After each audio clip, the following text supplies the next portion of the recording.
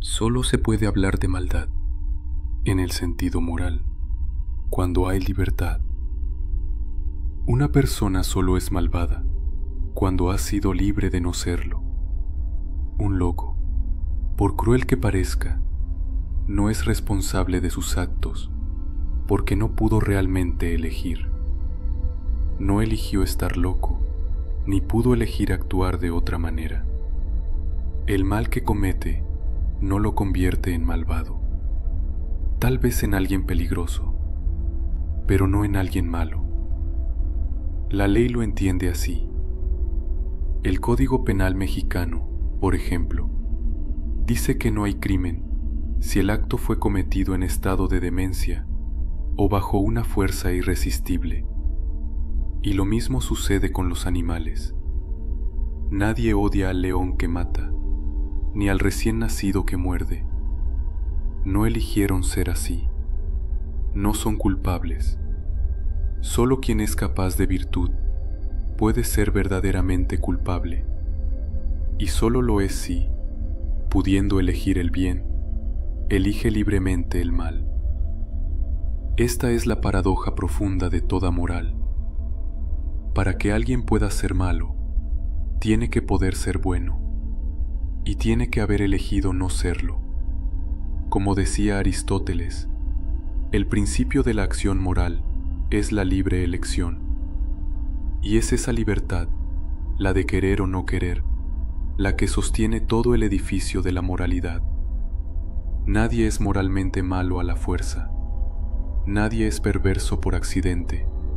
Nadie es verdaderamente culpable si no fue verdaderamente libre. Nos preguntamos, ¿se puede ser malo voluntariamente? Todo parece indicar que sí.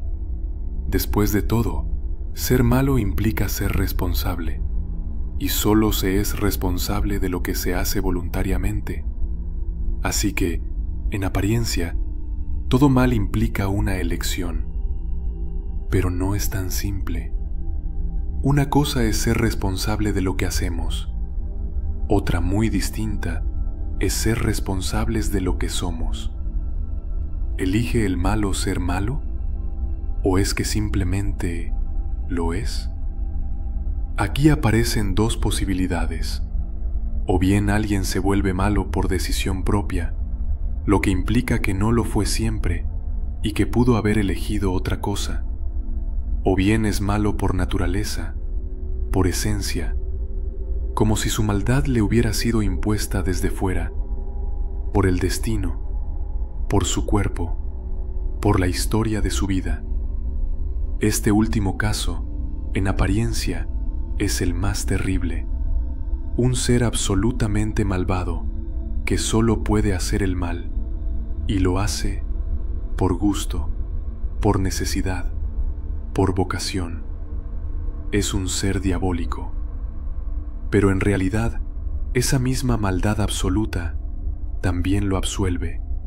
Si realmente no puede hacer el bien, entonces no tiene alternativa. Y si no tiene elección, ¿cómo culparlo? No elegimos lo que no podemos evitar. ¿Vamos a reprocharle entonces existir? ¿Quién escoge nacer? ¿Quién elige su cuerpo, su infancia, su familia, su educación? ¿Quién elige las heridas que lo marcan? ¿O el inconsciente que lo gobierna? Un viejo malvado no es más que un recién nacido que se torció. Pero, ¿cómo culpar a un recién nacido? Y si no nació malo, sino que llegó a serlo, ¿qué lo torció? ¿Quién lo torció? Quizás fue mal alumno, o peor aún, mal querido. Quizás fue víctima, como tantos, de una sociedad dura, indiferente, injusta. A Sócrates lo asesinaron, sí, pero ¿qué pasa con los que terminan como Giges? ¿A quién se le culpa por eso? La paradoja es esta: cuando alguien es verdaderamente malo, su maldad misma lo exime. En la medida en que su maldad es un hecho, deja de ser una culpa. Se podría objetar que todo esto, Culpar a la infancia, al cuerpo, a la sociedad, es demasiado cómodo. Que más allá de toda herida, más allá de toda circunstancia, cada uno es siempre libre, libre y responsable de sí. Bien, admitámoslo. Volvamos entonces a la otra hipótesis. Nuestro personaje no ha nacido malo. Tampoco ha sido deformado del todo por la vida. No es malo por destino, ni por naturaleza, ni por accidente. Es malo porque se elige así. No es que tenga una esencia malvada, como se tiene el pelo rubio o la piel morena. No. Su maldad no es una condición que se sufre.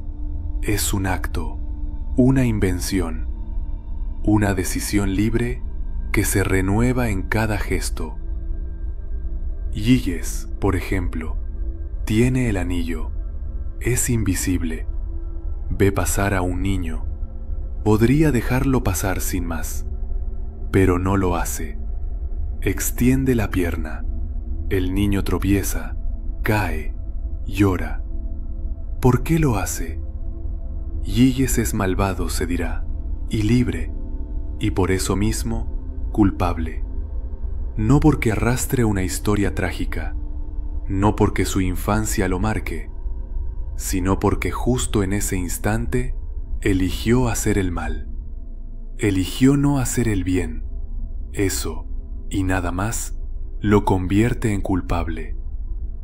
Ahora bien, tratemos de comprenderlo, no para justificarlo, sino para no juzgar a ciegas. ¿Por qué extiende la pierna? No buscamos una causa, como lo haría un médico o un psicólogo. Buscamos una razón, un motivo. ¿Lo hace por maldad pura? ¿Comete el mal por amor al mal? Es poco verosímil. Eso sería una maldad demoníaca, casi mística, que de tan absoluta también termina por excusarlo. Ser un diablo, al fin de cuentas, también lo absolvería. Nadie condena a un mito. No, Giges no es un demonio. Es un hombre, como tú, como yo, y no hace el mal por el mal. Lo hace por placer, porque hacerlo le resulta divertido, porque le produce un goce inmediato. Y el placer, nos guste o no, es un bien, una forma de bien, inmediata, egoísta, trivial. Giges hizo una elección. Podía haber renunciado a ese placer perverso, el de ver llorar a un niño, pero no lo hizo. Eligió libremente su goce, eligió el mal. Eso es precisamente lo que lo vuelve malvado. Pero hay algo más. ¿De dónde viene esa elección? ¿Cómo pudo elegir hacer el mal si no lo era ya? Porque no se puede comprender esa decisión sin suponer antes una disposición que la haga posible, una sombra ya instalada, un germen de maldad anterior al gesto. Eso es lo que hace que Giges sea Giges. Sócrates, con anillo o sin anillo, no habría extendido la pierna, habría sonreído al niño o lo habría ayudado. La libertad en realidad no se sostiene sola. No hay elección libre sin alguien que elige, y ese alguien elige de acuerdo con lo que ya es. La libertad no es una tabla rasa. No elegimos desde la nada, sino desde nuestro ser. Y si elegimos el mal, es porque ya lo habitamos. Entonces, ¿qué resuelve la libertad? Nada. Solo desplaza el problema. Porque si elegí ser malo, es que ya lo era un poco antes. Y si esa maldad proviene de una elección anterior, habría que explicar también esa otra, y luego otra, y así hasta el infinito. Un laberinto sin salida, porque nadie es malo sin quererlo, pero nadie quiere ser malo sin serlo ya. Entonces, ¿cómo se vuelve uno malvado? Desde el nacimiento. Pero si naciste malo, no tienes la culpa. No es un crimen, es una fatalidad. Por las circunstancias, entonces el culpable no eres tú, sino tu historia, tu familia, tu contexto. La responsabilidad se disuelve en el relato, libremente, pero esa libertad también requiere una base, un impulso anterior. Y si ese impulso no fue elegido, ¿qué clase de libertad es esa? Así surge una paradoja. Nadie es malo voluntariamente, pues habría que serlo ya para querer serlo, ni involuntariamente, porque entonces dejaría de ser una falta. No se puede nacer malo, no se puede volverse malo. ¿Se elige ser quien uno es? Platón y Kant, uno idealista, otro racional, llegaron al mismo lugar. La libertad no basta. La moralidad no es una simple cuestión de elecciones aisladas, es cuestión de ser. Entre el bueno y el malo hay una diferencia que no puede reducirse solo a las circunstancias. Sí, Sócrates elige ser justo a cada instante, pero también es verdad que Sócrates era Sócrates y Giges era Giges. Uno es firme, incorruptible. El otro es débil, aparenta virtud mientras no se le pone a prueba. Entonces, ¿cuándo eligió Sócrates ser Sócrates? ¿Y Giges? ¿Cuándo eligió ser Giges? Si decimos nunca, nadie elige ser quien es, entonces los encerramos a ambos en la necesidad. Y si es así, entonces ya no hay responsabilidad. Porque si Giges no eligió ser Giges, si nunca pudo elegir su alma, su temple, su debilidad o su crueldad, entonces no puede ser culpable de sus elecciones. Puede haber elegido matar, pero ¿quién eligió que él eligiera así? Sería como acusar al verdugo por cumplir la orden del oficial, solo que ahora el verdugo y el oficial son la misma persona, su yo. Y si ese yo es una cadena cerrada de causas, si está determinado desde el origen, ¿no son también sus elecciones una prolongación inevitable de lo que ya es? El yo se convierte así en una prisión, un destino que pesa sobre cada acto, una excusa perfecta, una circunstancia atenuante para todos los crímenes. Giges podría decir ante sus jueces, y quizás sin mentir, yo también habría querido ser Sócrates, pero no fue culpa mía ser Giges. No pude evitarlo, nunca pude elegir no ser quien soy. Una vez más, todo parece reducirse a hechos, un eslabón tras otro, como si no hubiera lugar para la elección verdadera.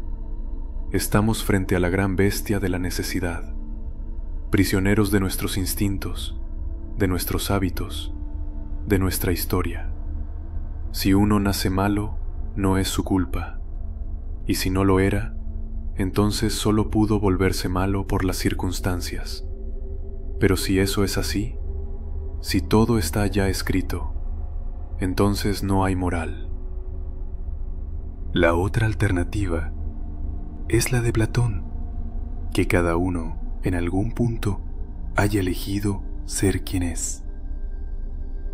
¿Qué pasaría si todo lo que hacemos pudiera explicarse por la sucesión de hechos? Biología, psicología, sociología, historia. Entonces, ¿qué quedaría de libertad? Ninguno eligió su infancia, ni su educación, ni su inconsciente, ni su genética. ¿Y no es eso todo lo que hace a un hombre? Condenar a un hombre, dijo un biólogo, es siempre condenar a sus cromosomas y a sus circunstancias. Y los cromosomas en el fondo no son más que otra circunstancia. Entonces, ¿qué nos queda? Solo una posibilidad, que yo haya podido elegir ser yo.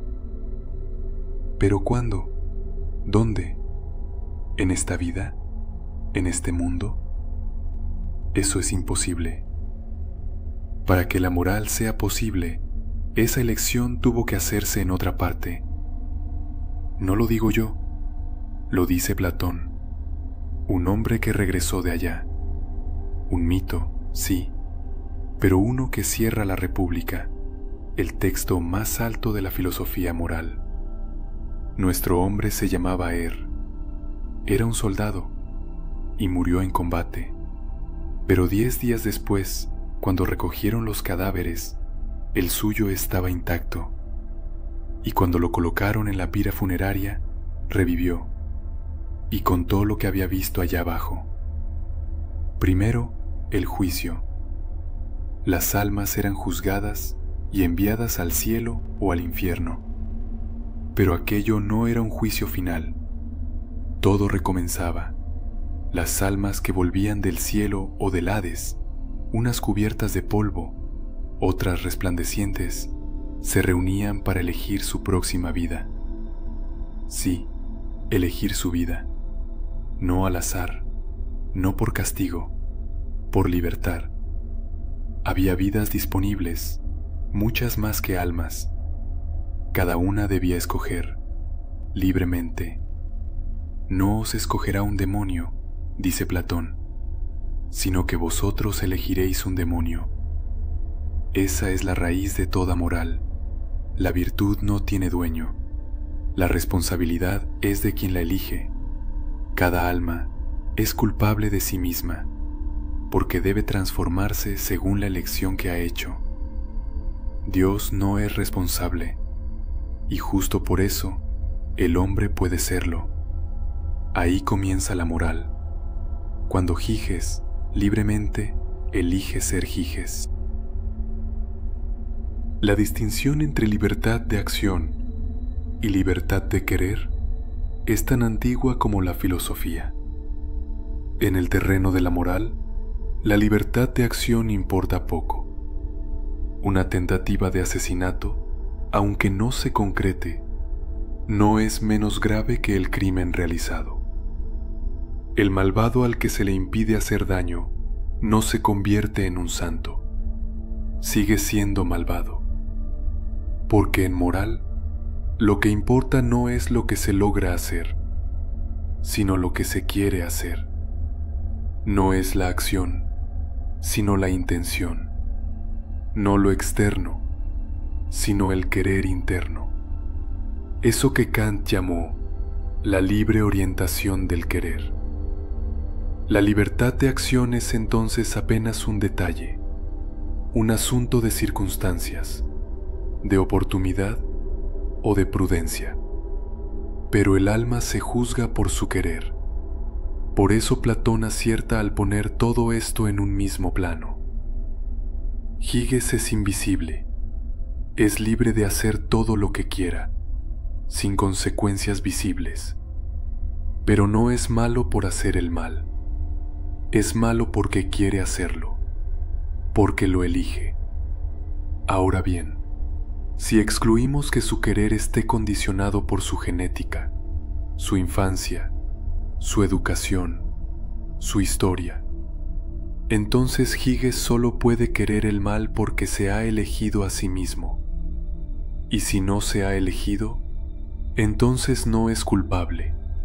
Sería simplemente prisionero de sí. Un Giges condenado a ser Giges, incapaz, el pobre, de ser Sócrates. Pero si Giges no pudo elegir ser Giges, ¿de qué es culpable entonces? Solo hay una salida, una elección que no ocurre en este mundo, una decisión que no pertenece al tiempo, ni al cuerpo, ni a la historia. Porque si esta vida proviene de una elección, esa elección tuvo que hacerse antes. ¿Dónde? En ninguna parte que conozcamos, en un topos a topos, un lugar que no es lugar, un antes que no es tiempo, dicho con claridad, en la eternidad. De ahí proviene esa mezcla tan humana de esperanza y de nostalgia. Ambas son formas de vivir la eternidad desde la ausencia y de experimentarla desde la carencia. En Platón, la nostalgia domina. El bien no está delante, sino detrás. No es una promesa, sino un recuerdo. Y esta anterioridad permite la libertad. No hay libertad sin elección, y no hay elección sin futuro. Por eso, para cualquier instante que vivimos, la elección ya ha tenido lugar. La moral siempre supone una apertura hacia el futuro, y esa apertura, a su vez, presupone una elección anterior que no pudo haber tenido lugar en el pasado, porque si la explicamos por otra elección, entonces caemos en un infinito temporal, una cadena sin sentido.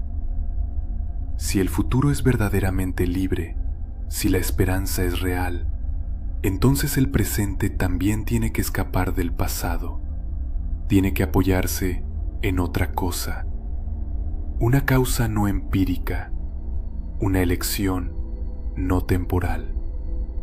Eso es la libertad de querer. No se trata de una explicación causal, se trata de una elección pretemporal, indeterminada, libre.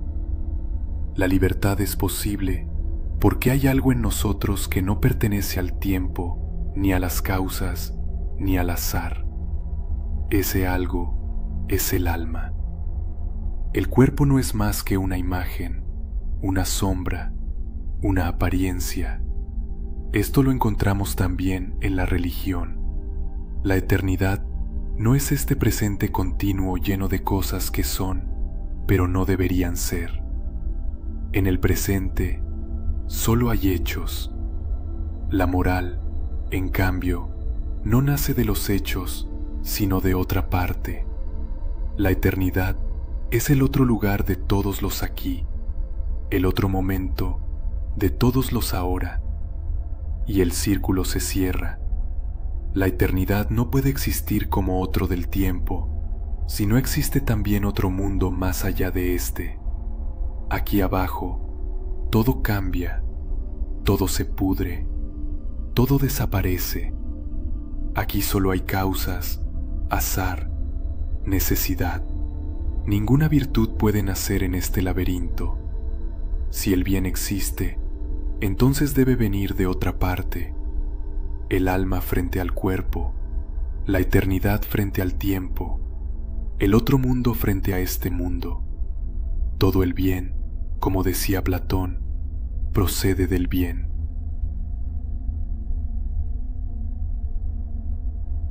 Ahora todo encaja. Elegir el bien, lo que llamamos virtud, es siempre elegir la eternidad, elegirla en sí y fuera de sí, es decir, es el alma eligiéndose a sí misma, no eligiendo su cuerpo, sino el bien con mayúscula, ese bien que la engendra, que la constituye, que la llama. De ahí viene el ascetismo y la mortificación, no como castigo, sino como elección. El alma toma partido, por ella misma, contra el cuerpo. El alma cuida de sí. El alma quiere permanecer lo que es, y en esa fidelidad a sí misma renace su esperanza y también su nostalgia. De ahí viene el culto a la muerte, porque la muerte, esa eternidad que el cuerpo nos ha hecho perder, no será, al fin, de vuelta. De ahí procede también el libre albedrío, y con él El viejo sueño intelectualista, conciliar la libertad con el bien, la voluntad con la verdad, porque solo el alma es libre, y solo es libre en relación con el bien, o, para Platón, con la verdad. Nadie es malo voluntariamente, porque la maldad viene del cuerpo, del deseo que esclaviza, de la ignorancia que ciega. La voluntad, en cambio, pertenece al alma, y el alma solo es libre cuando se libera del cuerpo, cuando no desea lo que pasa, sino lo que permanece. Así se entiende la afirmación más radical: toda virtud es libre, y solo la virtud puede serlo.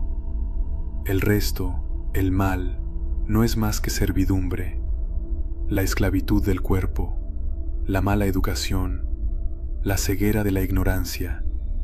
Todo lo demás es la caverna, todo lo demás es la gran bestia. Y así el idealismo nos presenta su solución: la eternidad. Ese es el lugar central de la moral, su foco de luz y de resplandor. Pero nosotros estamos aquí abajo, atrapados en el tiempo y en la noche. Por eso nuestra moral siempre está descentrada.